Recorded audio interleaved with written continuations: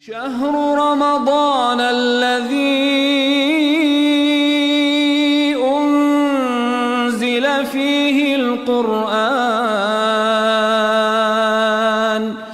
هدى للناس وبينات من الهدى والفرقان فمن شهد منكم الشهر. Assalamualaikum warahmatullahi wabarakatuh. Para sahabat Bangka Pos dan PLN dimanapun Anda berada, Alhamdulillah kita bertemu kembali kesempatan sore hari ini. Sambil menunggu berbuka puasa, kita akan membahas sebuah tema yang sangat menarik terkait dengan hal-hal yang dibolehkan ketika kita berpuasa. Sebagian orang bingung terhadap berbagai macam permasalahan atau perbuatan yang kata orang itu batal apa tidak ya? Ini boleh atau tidak ya? Ya, ada beberapa perkara yang sebenarnya dibolehkan namun dikira orang itu tidak boleh. Ya, misalnya ya beberapa perkara tersebut yang dibolehkan seperti misalnya berkumur. Ya, berkumur-kumur dan beristinsyak. Inilah perkara yang dibolehkan ketika berpuasa. Bagi orang yang berpuasa tidak mengapa dia berkumur-kumur asalkan tidak diminum airnya. Tidak mengapa dia istinsyak. Istinsyak itu definisinya adalah memasukkan air ke dalam hidungnya kemudian dikeluarkan lagi ketika berwudu. Rasulullah SAW membolehkan beristinsyak ketika berpuasa. Kata beliau, baligh fil istinsyak illa antakuna sha'iman. Kata Rasulullah SAW, ya bersungguh-sungguhlah ketika istinsyak. Ketika masukkan air ke hidung beristinsyak dengan cara menghirupnya kemudian menghembuskannya, bersungguh-sungguh kata Rasulullah SAW. Kecuali kalau kalian sedang berpuasa. Berarti kalau sedang berpuasa jangan terlalu bahasa kita ya, terlalu berlebihan menghirupnya sehingga dikhawatirkan air itu masuk ke tenggorokannya dan menyebabkan puasanya batal. Berarti para ikhwah sekalian ya, kita berkumur-kumur, beristinsyak itu boleh saja asalkan tidak berlebih-lebihan sehingga dikhawatirkan masuk ke kerongkongan airnya. Maka oleh karena itulah kalau ada yang bertanya bagaimana hukumnya ketika kita memasukkan ya sesuatu ke hidung kita seperti ngupil, itu sama sekali tidak mengapa karena tidak sampai masuk ke tenggorokan kita, tidak sampai masuk ke rongga yang ada dalam tubuh kita. Termasuk juga tidak mengapa bagi kita untuk membersihkan telinga kita karena tidak ada yang masuk ke dalam rongga kita, walaupun di situ ada persisian para ulama, tetapi tetap ya bahwasanya seperti menusuk membersihkan telinga, kemudian memberikan tetes mata itu tetap diperbolehkan. Walaupun mungkin ya ketika kita tetes mata ada rasa-rasa di tenggorokan kita, tapi itu cuma rasa, tapi tidak sampai terserap dalam tenggorokan kita atau masuk ke dalam perut kita.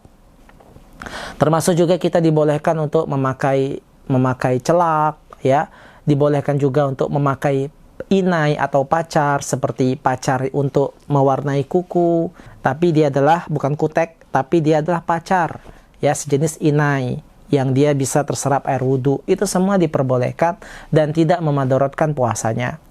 Termasuk juga mandi ketika panas yang sangat terik, ya silakan, karena Rasulullah SAW pernah melakukan hal tersebut dalam rangka untuk mencari kesejukan. Karena cuaca yang sangat panas, kemudian Rasulullah SAW mandi karena ingin mencari kesejukan. Nah itu semua tidak mengapa. Jadi tidak mengapa bagi kita untuk melakukan hal tersebut. Pakai tetes mata, kemudian nusuk telinga, membersih telinga, kemudian kita mewarnai rambut, memakai celak, kemudian kita berkumur-kumur, kemudian kita bersiwak. Ya itu bersiwak akan ada pembahasan lebih lanjut. Saya jelaskan di video yang telah ada atau selanjutnya.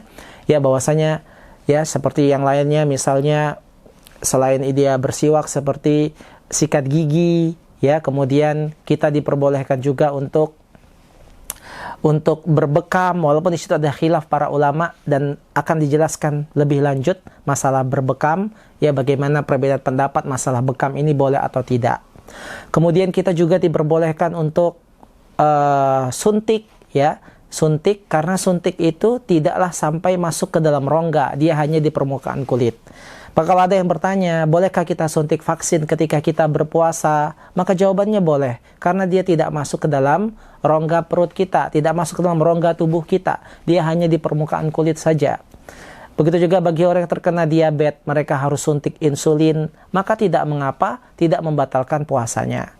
Hanya saja ada jenis suntik yang tidak diperbolehkan, seperti misalnya suntik infus, maka itu bisa membatalkan puasa karena infus memasukkan bahan makanan ke dalam rongga kita sehingga kita pun merasa kenyang, maka itu tidak boleh, itu bisa membatalkan puasa. Atau kita misalnya menerima donor darah, sama, itu juga bisa membatalkan puasa karena dia tidak hanya sampai ke permukaan kulit tapi masuk ke dalam rongga-rongga tubuh kita. Maka ya, kepada para pendengar semuanya, pendengar dari sahabat Bangka Pos dan PLN dimanapun Anda berada, maka walaupun di situ ada perselisihan para ulama, tapi kami lebih condong pendapat bahwasanya boleh bagi kita untuk melakukan hal-hal tersebut seperti memakai celak, kemudian kumur-kumur, kemudian mengorek telinga, atau kita tetes mata, dan semisalnya itu tidak dilarang. Wa makana rabbuka nasiya, dan Rabb kalian tidak pernah lupa. Dan Allah Subhanahu wa ta'ala sudah menjelaskan kalau seandainya itu memang batal, tentu akan ada penjelasan lebih lanjut masalah hal tersebut tentang larangan dan pengharamannya. Mungkin ini saja dapat disampaikan, yang mudah-mudahan bermanfaat. Assalamualaikum warahmatullahi wabarakatuh.